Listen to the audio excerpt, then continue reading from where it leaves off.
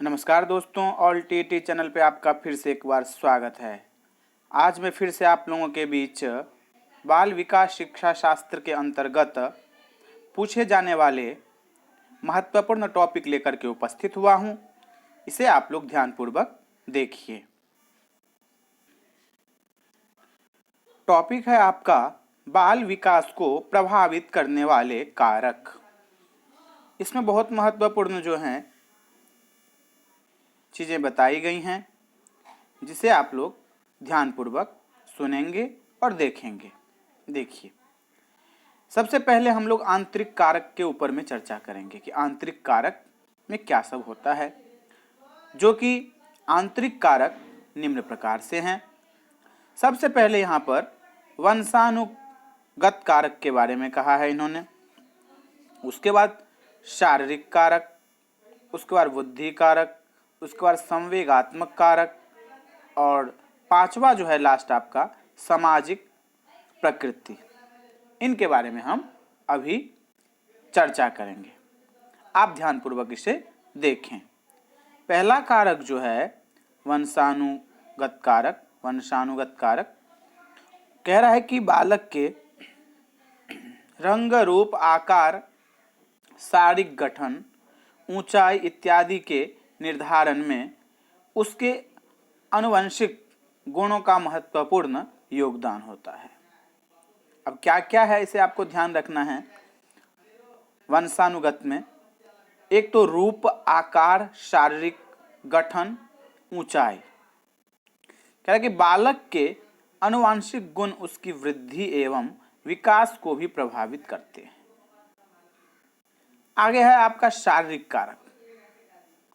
शारीरिक कारक में जो बालक जन्म से ही दुबले पतले, कमजोर, बीमार तथा किसी की शारीरिक समस्या से पीड़ित रहते हैं, मतलब किसी भी शारीरिक समस्या से पीड़ित रहते हैं, उसका विकास ठीक से नहीं होता है।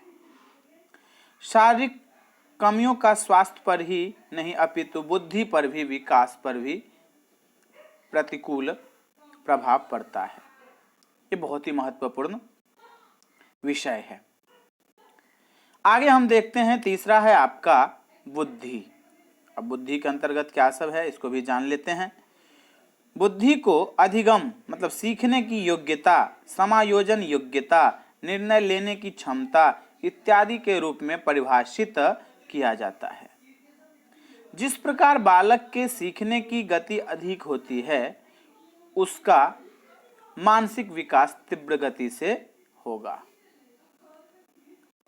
अगला है आपका चौथा संवेगात्मक कारक।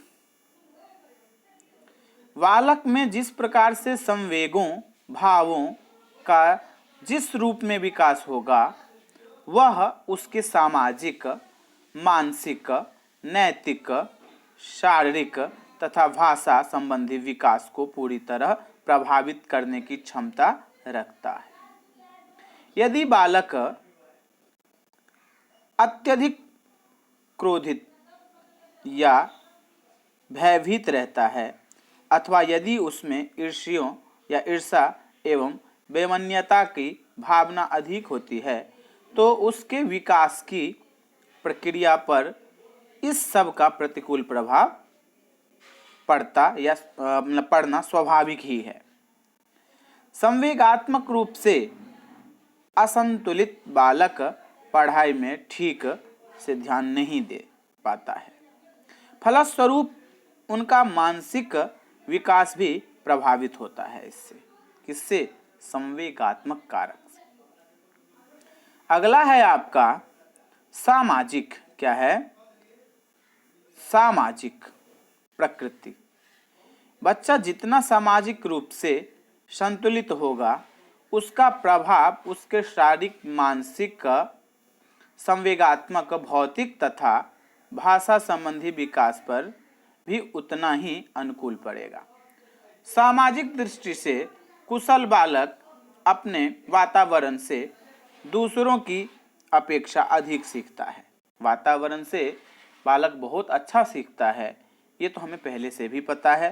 और इस बात को भी आप लोग ध्यान रखेंगे। अगला देखते हैं क्या है। अगला है आपका बाह्य कारक। क्या है? बाह्य कारक। अब बाह्य कारक के बारे में जानते हैं। बालक के विकास की प्रक्रिया को प्रभावित करने में उपरोक्त आंतरिक कारकों के साथ ही निम्नलिखित बाह्य कारकों की भी महत्वपूर्ण भूमिका होती है। पहला है आपका गर्भावस्था के दौरान माता का स्वास्थ्य एवं परिवेश। दूसरा है आपका जीवन की घटनाएं। तीसरा है आपका भौतिक वातावरण। चौथा है आपका सामाजिक आर्थिक स्थिति और पांचवा है आपका गर्भावस्था के दौरान माता का स्वास्थ्य एवं परिवेश। इन सभी पे हमें ध्यान देना पड़ेगा क्योंकि ये सारे कारक जो हैं वो बाह्य कारक के अंतर्गत ही आते हैं। तो सबसे पहले हम पहले कारक को देखते हैं कि क्या कहता है। कहता है कि गर्भावस्था में क्या कहता है, गर्भावस्था में माता को अच्छा मानसिक एवं शारीरिक स्वास्थ्य बनाए रखने की सलाह इसलिए दी जाती है कि उससे न केवल गर्भ के अंदर बालक के विकास पर असर पड़ता है बल्कि आगे के विकास की बुनियाद भी मजबूत होती है। बिल्कुल सही बात है। दूसरा है आपका जीवन की घटनाएं। जीवन की घटनाओं का बालक के जीवन पर प्रभाव पड़ता है। यदि बालक के साथ अच्छा व्यवहार हुआ है तो जीवन की घटनाओं मतलब उसके विकास की गति सही होगी, अन्यथा उसके विकास पर प्रतिकूल प्रभाव पड़ेगा। जिस बच्चे को उसकी माता पिता ने बचपन में ही छोड़ दिया हो वह माँ के प्यार से वंचित हो जाएगा। ऐसा स्थिति में उसका सर्वांगीण विकास प्रभावित होता है। बहुत ही महत्वपूर्ण टॉपिक लेकर के मैं आज आप लोगों के बीच में उपस्थित हुआ हूं। तीसरा है आपका भौतिक वातावरण। बालक का जन्म किस परिवेश में हुआ, वह किस परिवेश में किन लोगों के साथ रह रहा है, इस सब का प्रभाव उसके विकास पर पड़ता है। परिवेश की कमियों, प्रदूषणों, भौतिक सुविधाओं का अभाव इत्यादि कारणों से भी बालक का विकास प्रतिकूल रूप से प्रभावित होता है। अब हम देखते हैं लास्ट वाला है आपका चौथा, सामाजिक आर्थिक स्थिति। बालक की सामाजिक एवं आर्थिक स्थिति का प्रभाव भी उसके विकास पर पड़ता है। निर्धन विद्यालय में पढ़ने या सांस्कृतिक कार्यक्रमों में भाग लेने से इत्यादि का अवसर आर्थिक रूप से कमजोर बच्चों को नहीं मिलता है। इसलिए इसके कारण उसका विकास संतुलित नहीं होता। शहर के अमीर बच्चों को गांव के गरीब बच्चों की तुलना में बेहतर सामाजिक एवं सांस्कृतिक वातावरण मिलता है, जिसके कारण उनका मानसिक एवं सामाजिक विकास स्वाभाविक रूप से अधिक होता है। इस बात को भी आप लोग ध्यान रखेंगे। तो हमने 4 के बारे में अभी आपको बता दिया है।